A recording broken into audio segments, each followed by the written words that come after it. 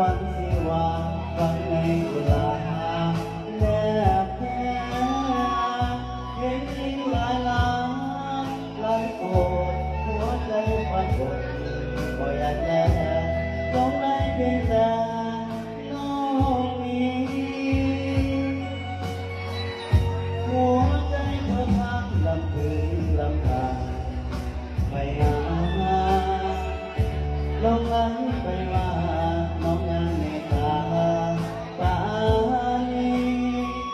หวังในความรักสูงส่งแค่เคยกดลงก็เกิดมีสิ่งใดที่ความหาสลัดสลัดใจสลัดอยู่นานหรือเธอแน่นหนักน้องจงรับรู้น้องจงรู้จักว่าอายเขาหายลงยังสลัดใจเดียวน้องคือปฏิสนธิเป็นทางชีวา